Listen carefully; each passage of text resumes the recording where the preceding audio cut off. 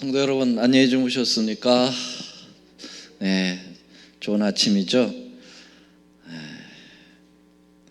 이제는 새벽에도 우리 믿음의 가족들이 점점 많이 본당에 참석을 하셔서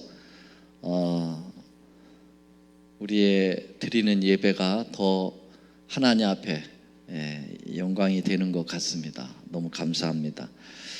예전에 우리 이 새벽 제단을 성전에서 찾았던 분들도 다시 여러분들의 발걸음을 기다리고 있겠습니다. 여러분 다시 성전 예배를 회복하셔서 하나님께 영광을 돌리시면 참 좋겠습니다.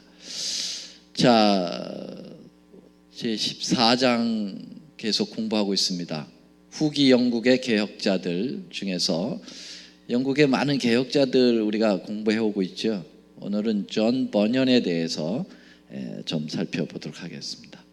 먼저 하나님의 말씀, 예레미야 20장 9절 말씀입니다. 다 같이 읽겠습니다. 시작. 내가 다시는 여호와를 선포하지 아니하며 그 이름으로 말하지 아니하리라 하면 나의 중심이 불붙는 것 같아서 골수에 사무치니 답답하여 견딜 수 없나이다. 이 말씀은 종교 개혁자들의 마음하고 너무 통하는 말씀이라고 이렇게 말씀드렸죠.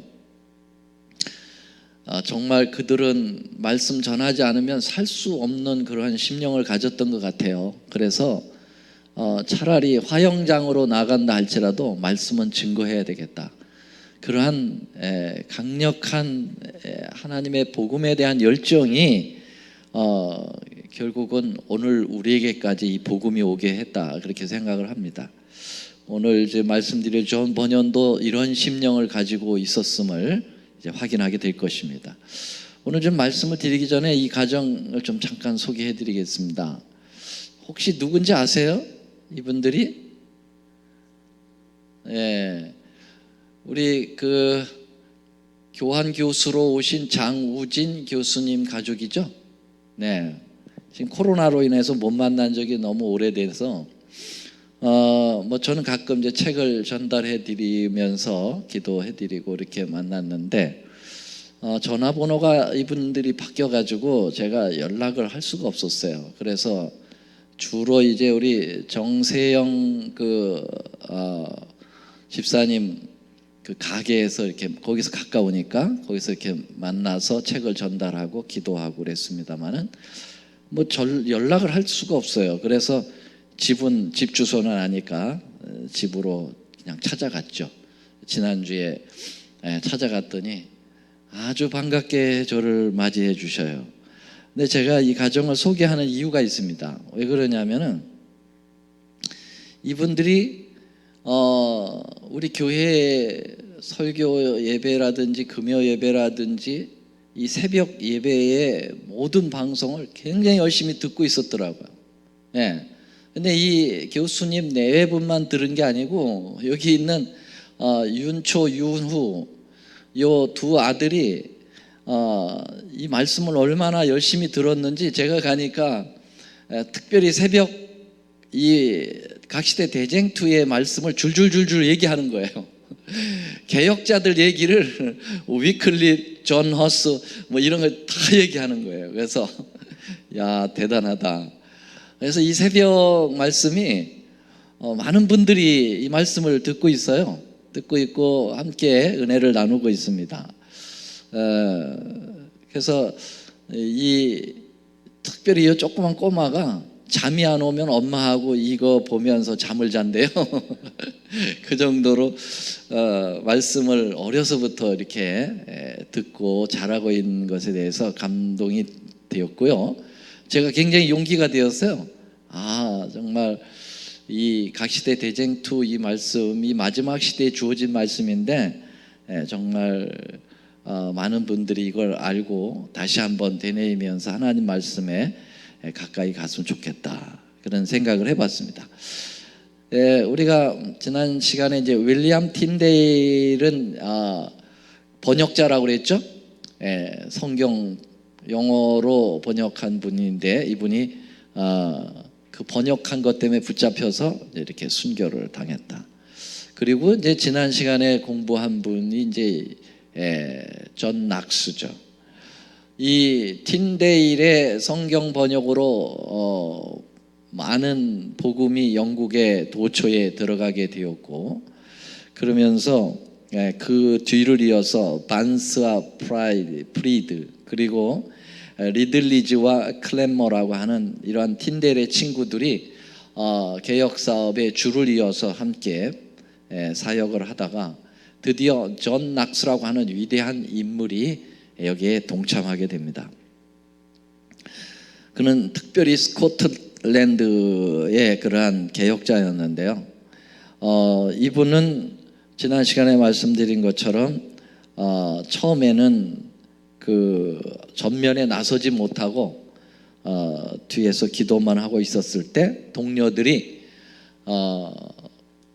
이 사람의 인품을 알고 능력을 알고 전면에 나서서 리더가 되라고 그렇게 권고를 했을 때 그는 그게 너무 중압감이 되어서 집에서 나오지 않고 여러 날 동안 꼼짝 않고 금식하며 틀어박혀 번민하였었죠.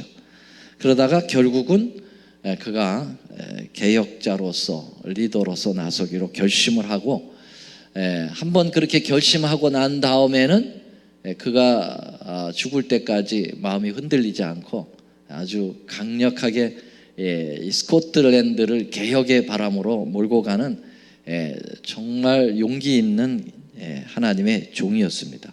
특별히 존 낙스 하면은 생각나는 인물이 또 하나 있죠. 누구라고 그랬습니까? 메리 여왕이라고 그랬죠. 이 메리 스튜어트 여왕이 이 캐톨릭 신자인데 이 스코틀랜드를 자꾸 이 개신교의 아닌 이 로마 교회로 이렇게 몰고 가는 거예요. 그래서 이 존 낙스가 이 여왕을 대항하지 않을 수가 없었어요. 그래서 이 낙스가 이 여왕을 여러 번 찾아가죠. 그래서 한마디로 얘기하면 속된 말로 맞짱을 뜨는 거예요. 맞짱을. 죽음을 각오하고 이제 여기 기득권이고 권세는 이 여왕에게 있었죠. 그런데 낙스는 존 낙스는 그 권세가 세속의 권세는 한계가 있는 거고 진짜 권세는 하늘로부터 온다는 걸 알았죠. 그래서 그는 하나님을 믿고 나아가게 된 거죠. 그래서 이 여왕하고 여러 번 이야기를 나눴는데 조금도 그 여왕에게 지지 않았어요. 이 여왕을 만나러 간 개혁자들이 좀 있었다고 그랬어요. 그런데 그들이 이제 가서는 오히려 매수를 당하고 그 여왕의 그 살기등등한 이세벨과 같은 여자 같아요. 그래가지고 막 협박을 하고 그럴 때 신앙을 포기하고 오히려 나온 사람들이 많았다는 거예요. 근데 존 낙스는 조금도 굴하지 않고 오히려 여왕을 막 꾸짖는 그러한 장엄함을 보였어요. 그게 마치 그 침례 요한과 같다고 할까요? 침례 요한은 헤롯 왕 앞에 가서 직고했잖아요. 당신 그렇게 하면 안 된다고. 이제 그러한 존 넉스가 침례 요한 같은 용기를 가진 사람이었죠. 여왕을 찾아간 이 존 넉스, 이때 여왕이 똑같이 협박을 하죠. 너 이단이라고 그러면서 취소하라고 그렇게 했지만은 그리고 왕의 말을 들어야지 백성이 그렇게 얘기했을 때 낙스가 뭐라고 그랬어요? 왕의 말이라고 다 들으면 안 됩니다. 절대적인 왕은 하나님께 있는 거고 하나님의 말은 다 들어도 되지만 이 세상의 왕들은 여러 가지 부족한 게 많아서 다 들을 수 없습니다. 그랬어요. 그래서 여기 보면은 이 많은 왕들이 그릇된 그리고 무식해서 하나님의 백성들을 제대로 이끌지 못한다. 당신도 무식하다 이제 이런 식으로 얘기를 한 거예요. 자존심 엄청 건드렸어요. 그러면서도 얼마나 강하게 얘기했는지. 그때 메리가 뭐라고 얘기했어요? 너는 그렇게 얘기하고 캐톨릭은 저렇게 얘기하고 도대체 누구 말을 믿어야 되느냐 그랬을 때 뭐 누구 말 믿을 게 없습니다. 우리에게 하나님 말씀이 있지 않습니까? 예. 요한 전하께서는 성경이 밝히 말한 하나님을 믿으시면 그만입니다. 예. 하나님 말씀을 믿으세요. 인간의 어떤 전통과 유전을 믿지 마시고, 예. 그러면서 강하게 이야기를 하죠. 나중에는 이제 이 존 넉스의 이 강력한 요청에 더 화가 난 이 여인은 마음을 끝까지 열질 않아요. 얼마나 독한지.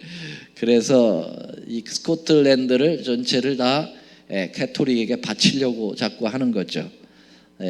그래서 존 넉스는 어떻게 했습니까? 결국은 이 메리 여왕이 내려다 보이는 그 궁전이 내려다 보이는 곳에 거주하고 있었는데 창문을 열어놓고 기도했다고 그랬습니다. 무슨 기도를 했습니까? 하나님 아버지, 스코틀랜드를 제게 주십시오. 그렇지 않으면 저를 죽여주십시오. 스코틀랜드를 주든지 저를 죽여주시든지. 근데 하나님께서 넉스를 죽이지 않고 누굴 죽였어요? 메리 여왕이 병 걸려서 죽게 되었어요. 날마다 기도를 하는 거예요. 그러니까 하나님께서 안 들어주실 수 없죠. 그래서 여왕이 결국 죽는데 죽으면서 한 말이 이것입니다. 존 넉스 한 사람의 기도가 100만 군대보다 무섭다 하고 죽었습니다. 이렇게 존 넉스의 여왕과의 그 불태전의 용기는 정말 큰 감동이어서 이 스테인 그레스라고 하는 이러한 그레스에다가 이 그림을 그려놓고 이 스코틀랜드의 많은 건물에다가 이렇게 건축을 할 때 이렇게 사용을 한 것으로 보면은 이 존 넉스의 이 메리와의 대화가 얼마나 큰 영향을 끼쳤는지를 우리에게 보여주고 있는 것입니다. 자, 존 넉스의 이러한 혁혁한 활동에도 불구하고 영국의 개혁 성향을 띈 지도자들이 로마 교황권으로부터 계속해서 많은 핍박을 받게 되었습니다. 로마 교황권은 우리가 아시다시피 중세 시대에 전 유럽을 장악했어요. 그래서 그 세력이 보통 세력이 아니기 때문에 이렇게 국부적으로 일어나는 그런 세력들이 감당하기가 어려워요. 개혁자들이 일어나서 불길을 일으켜도 그것을 진압하려고 하는 이 교황권의 그 진압이 얼마나 강한지 굉장히 많은 핍박을 개혁자들이 당하면서 17세기가 되었죠. 이제 17세기가 되었을 때 영국의 수천 명의 목사들이 해직이 됐다고 그랬어요. 영국은 우리가 아시는 대로 성공회라고 하는 종교로 바뀌게 됩니다. 성공회는 한마디로 얘기하면은 캐톨릭도 아니고 개신교도 아닌 그 중간 단계, 중간 단계. 그래서 이 성공회가 지금도 영국 성공회가 있거든요. 있는데 요 중간 단계인데 이쪽으로도 기울었다가 이쪽으로도 기울었다 그랬어요. 영국의 이 종교가. 그런데 이 17세기에 들어서 강력한 또 이 캐톨릭을 지향하는 왕권이 들어섬으로써 이 기독교 성향을 가진 개혁 성향을 가진 목회자들이 천여 명이 해직을 당했다고 그랬어요.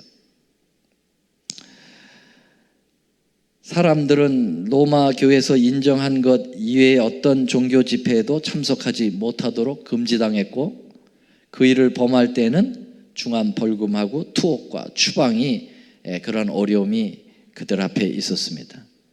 그래서 하나님을 경배하기 위하여 모이는 것을 그들은 피할 수가 없었어요. 왜냐하면 그게 사명이고 그게 생명이기 때문에요. 그래서 이 사람들은 예전에 그 왈덴시인들처럼 또 우리가 여러 공부를 했죠. 칼빈이 또 그 역할을 했었다고요. 파리를 떠나서 유복한 산골 동굴에서 몰래 모였던 그런 것들이 이제 왈덴스인들의 그 후예들의 모습으로 나타나는데, 여기 지금 17세기에 영국의 많은 개혁 그 개신교회 성도들이 공식적으로 예배를 못 드리니까 이렇게 숨어서 예배를 드렸습니다. 밤중 숲풀 속에서, 뒷골목에서, 침침한 다락방에서 그렇게 예배를 드렸다고 그랬어요. 그 예배가 멈추면 그들은 죽는다고 생각을 했죠. 어쩌면 오늘날 코로나로 마귀가 공식적으로 예배를 이렇게 못 드리도록 온통 세계를 다 억압하고 있는데요, 이 예배를 잃어버리면 사실 우리 신앙이 잃어버려요. 그래서 진짜 성도들은 이런 상황이 있을 때 절대로 예배를 걸러서는 안 됩니다. 제가 보기에는 많은 분들이 아직도 가정에서 신실하게 예배를 드리고 있지만은 또 다수가요, 이미 예배를 잃어버렸어요. 그래서 교회는 위험이 있음에도 불구하고 교회 문을 열어놓고 이 예배를 권장하는 거예요. 그래서 여기서 예배 드리는 분위기가 끌어올려져야 이미 예배를 잃어버린 분들이 다시 동참할 수 있는 계기가 되겠더라고요. 아무리 가서 얘기해도 안 나와요. 그리고 딱 얘기해보면 예배를 안 드립니다. 걱정입니다. 근데 진짜 우리가 이 마지막 시대에 이 예배 문제가 이 종교개혁 시대에도, 이 시대에도 계속 예배 문제가 달려 있었어요. 똑같은 일이 벌어지는 거예요. 그때는 캐토릭이 예배를 못 드리게 했고요, 지금은 코로나가 예배를 못 드리게 하고 있어요. 다 마귀가 하는 짓이죠. 여기서 살아남아야 됩니다. 이 종교개혁자들이 얼마나 이 예배를 중요시했는지를 기억해야 될 거예요. 네. 자, 결국은 이들이 예배를 너무너무 드리고 싶어서 이때 이제 그 영국의 17세기의 이 개혁자들을 가리켜서 뭐라고 그랬냐면 이 사람들을 청교도들이라 그렇게 얘기합니다. 청교도, 깨끗한 교인들이에요. 예, 퓨리타니즘이라고 그러죠. 퓨리탄.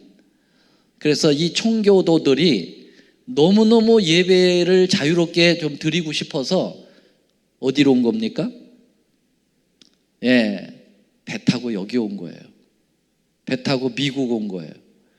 그래서 미국이라고 하는 나라가 생긴 겁니다. 1620년 메이플라워 배에 102명이 타고 온 것을 시작으로 해가지고 여러분 종교 자유를 찾아서, 예배의 자유를 찾아서 이곳에 온 거예요. 그러니까 미국이라는 나라는 예배의 진정한 때문에 생긴 나라거든요. 근데 이 미국을 또 코로나가 또 공격하고 있는 거예요. 특별히 플로리다가 굉장히 중요한가 봐요. 마귀도 플로리다를 갖다 더 공격하는 거 보니까. 그렇다고 보면 여러분, 플로리다의 올랜도 중앙교회의 사명은 큽니까 안 큽니까? 큽니다, 여러분. 그래서 아직 예배를 잃어버리지 않고 가정에서도 신실하게 드리고 하신 분들이 불현이 일어나서 교회로 나와야 돼요. 그래서 여러분들이 힘을 해서 아직 지금 예배를 다 죽여가고 있는, 예배를 지금 못 드리고 안 드리고 있는 영혼들 살려내야 됩니다. 그게 우리 사명에 있어요. 우리가 종교 개혁자들이에요. 자, 이때 이 청교도들이 이렇게 핍박을 받으며 있을 때 누구도 있었습니까? 존 버년이라고 하는 위대한 개혁자가 있었습니다. 누구라고요? 존 버년입니다. 이 존 버년 하면은 여러분들이 딱 떠오르는 책이 있죠. 무슨 책이에요? 철로 역정이라는 책입니다.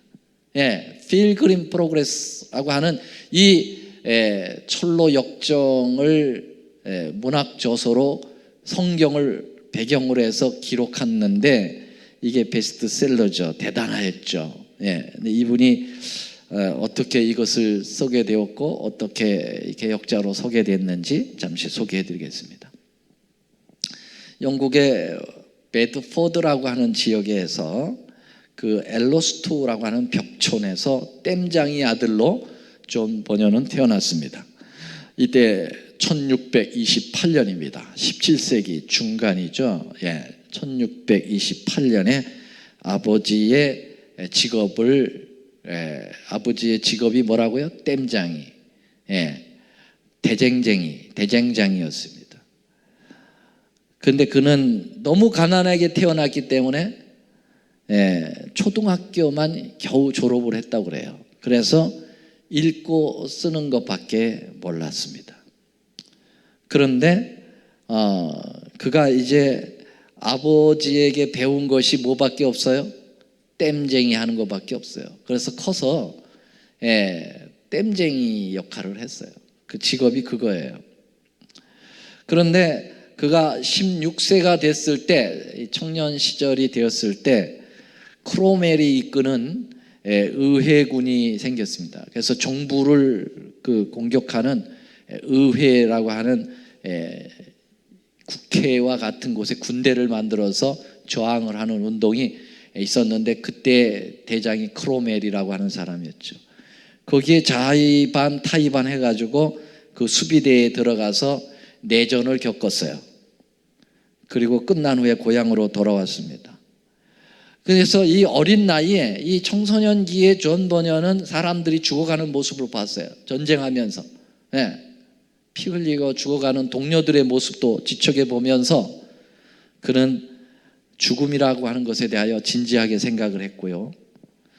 그러한 상황에서 결혼을 하게 됐는데, 청교도인 메리라고 하는 여인과 결혼을 하게 되었습니다. 그때 메리가 여기도 있고 저기도 있고 많아. 한국의 순자처럼, 그처럼 메리가 많아. 이 메리라고 하는 여인하고 결혼했는데, 이 메리는 청교도, 다시 말하면 아주 신실한 기독교의 여인이었어요. 참 운이 좋았죠. 하나님의 은혜였어요. 결혼을 했어요. 근데 이 여자가 혼수품은 안 가져오고 뭘 가져왔을까요? 영국 성공의 사제인 존 폭스라고 하는 사람이 폭스 순교사라고 하는 책과 종교 서적을 가지고 시집으로 왔어요. 그래서 이 번연이 그 책을, 마누라가 가져온 책을 읽기 시작을 하는 것입니다. 그래서 진정한 거기서 신앙을 배우게 되었어요. 이 신앙하다가 순교당한 사람들의 이야기를 적어놓은 거니까 얼마나 감동적이에요. 그러면서 그가 이 기독교를 탄압하는 로마교회가 나쁘다고 하는 것을 깨닫게 되면서 개혁, 그러한 신앙을 갖게 된 것입니다. 1635년 때는 그가 베드포드에 있는 침례교회의 신자가 되었습니다. 그래서 침례교인이에요. 그래서 그는 구원을 얻기 위해서 자신의 생활을 새롭게 하고 나쁜 습관을 버렸지만은 아직도 하나님과의 화평을 누리지 못한 가운데에서 갈등하고 있었다고 그랬습니다. 그때 그가 루터의 갈라디아서 강해라고 하는 이 책을 얻게 되었어요. 그래서 루터가 갈라디아서를 주석해 놓은 그 책을 읽으면서 그 안에 믿음으로 말미암는 그 의를 진정하게 깨닫고 마음의 감동과 은혜를 누리면서 그가 진짜 개혁주의가 된 것입니다. 설교자가 된 것, 평신도 설교자가 된 것입니다. 낮에는 냄비와 이 펜을 땜쟁이로 때우고, 밤과 주말에는 영혼을 구원하기 위해서 말씀을 들고 외쳤습니다. 그래서 번연이 얼마나 설교를 잘했는지 그 무식한 사람이 땜쟁이가 설교를 하는데 감동이 넘치는 거예요. 그래가지고 나중에는 이 번연을 주교다, 이렇게 번연주교, 주교라는 말이 이제 캐토릭의 보직의 한적인데 그만큼 설교를 잘하고 신앙적이다라는 별명을 얻었습니다. 그는 전도자로서, 설교가로서 영성 있는 말씀을 하면서 수많은 회심자들이 생기고 반대로 또 강한 대적자들이 생기기 시작했습니다. 그러던 중에 찰스 2세라고 하는 국왕이 보기가 되면서 크로멜 통치의 시기가 이제 끝나게 됩니다. 이 크로멜이 있을 때는 이 크로멜이라고 하는 그 장군이 기독교 성향을 가지고 있어서 기독교인들에게 그래도 어느 정도 자유가 있었는데, 이게 바뀌면서 이제 완전히 설교하는 것을 라이센스가 있어야 설교를 하도록 돼요. 라이센스가 있어야 돼요. 오늘날에 라이센스가 있어야 설교합니까? 오늘날에는? 예, 다 할 수 있죠. 장로님들도 할 수 있고, 예, 집사님들도 설교할 수 있고 다 할 수 있어요. 근데 그때는 라이센스가 있어야 돼요. 예, 미국 왔더니 낚시도 라이센스가 있어야 하더라고.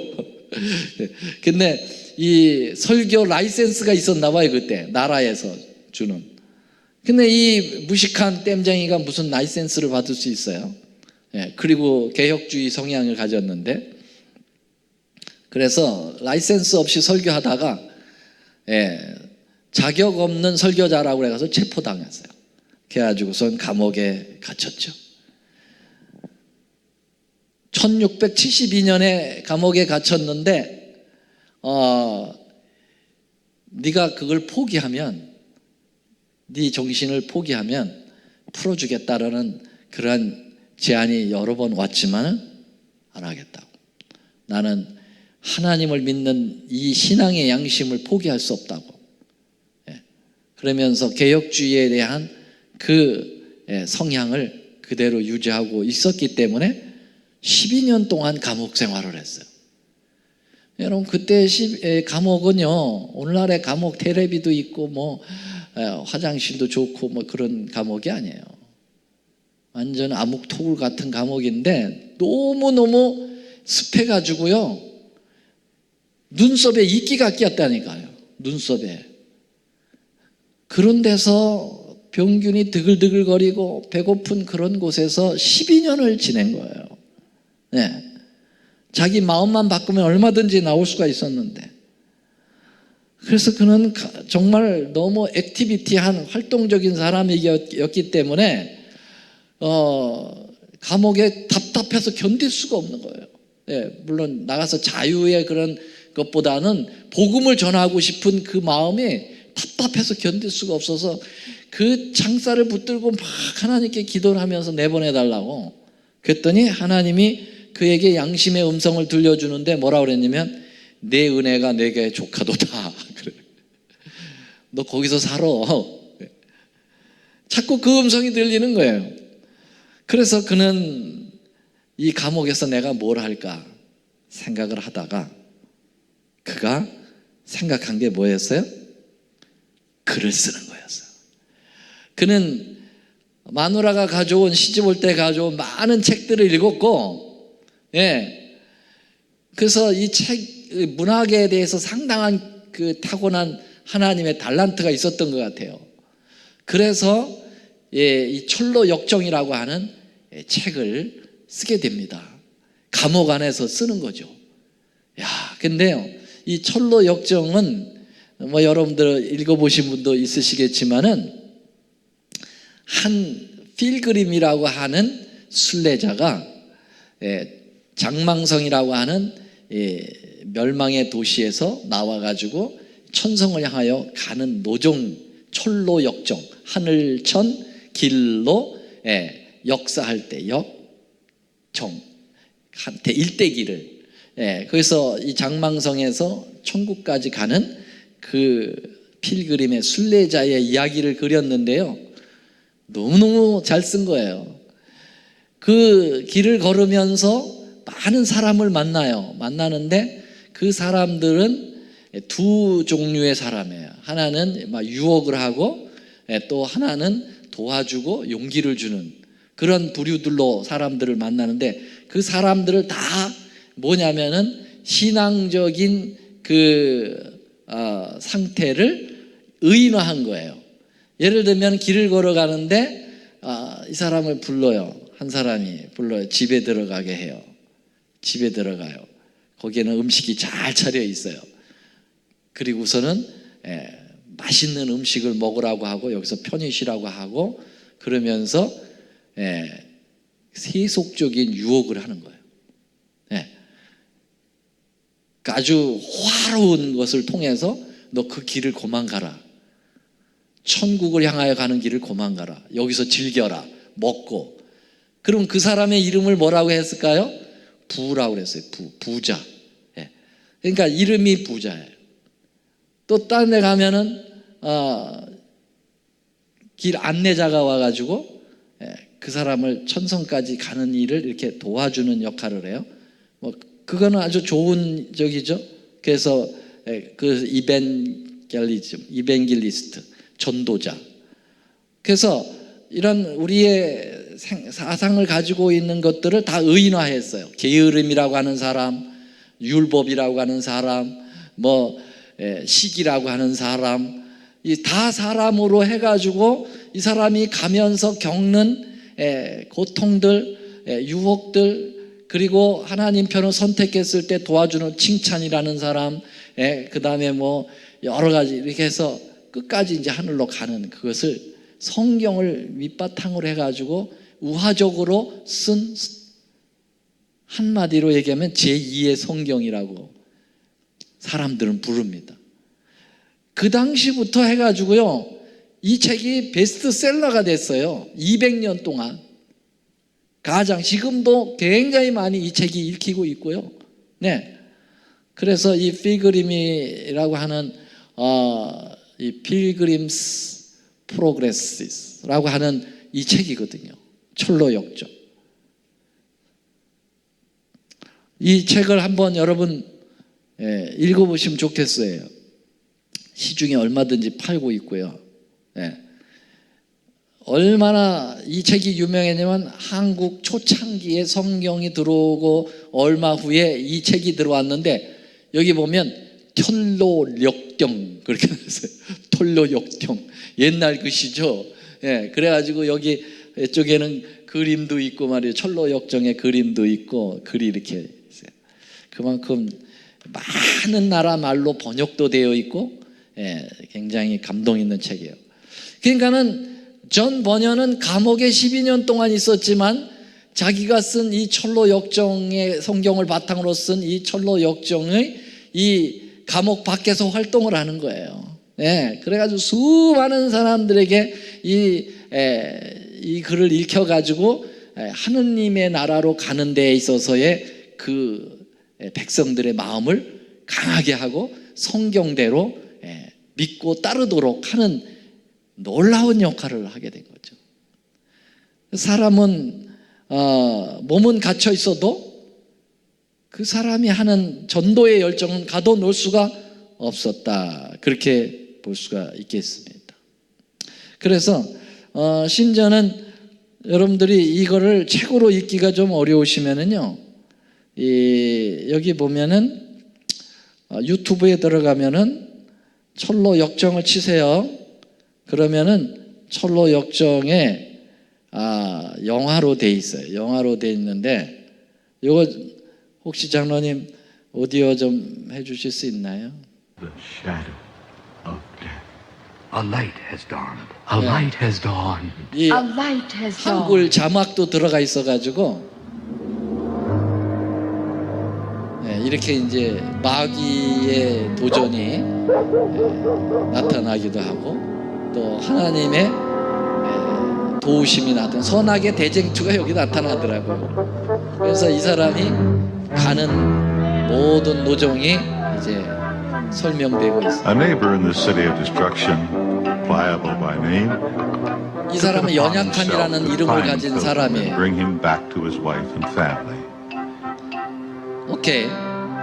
In reality, 그래서 여러분도 한번 이 영화를 한번 보시면은 이 감을 잡을 수 있고요, 좋을 수 있을 거라고 생각이 됩니다.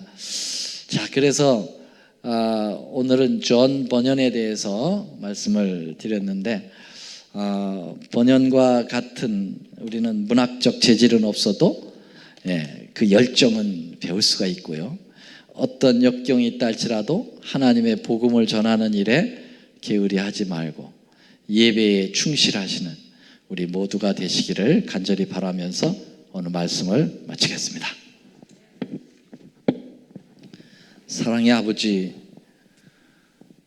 존 버년, 하나님께서 한 시대에 크게 쓰신 인물입니다. 그는 12년 동안 눈썹에 이끼가 끼는 그 감옥 생활 속에서도 포기하지 않고 하나님께서 주신 달란트를 가지고 활용해서 감옥 밖에 있는 수많은 사람들에게 복음을 알린 위대한 하나님의 종이었습니다. 주님, 우리는 존 버년과 같이 그러한 열악한 감옥 속에 있지도 않습니다. 우리가 더 자유로운 상황 속에서 주님, 얼마든지 하나님의 복음을 나타낼 수 있는 그러한 조건입니다. 그러나 우리가 그렇게 하지 못했음을 용서해 주시고 우리도 더 주님을 위해서 열심히 생활하고 또 주님 안에서의 구원의 그 감격을 누리며 살 수 있도록 도와주시옵소서. 예수님의 이름으로 간절히 기도드립니다. 아멘.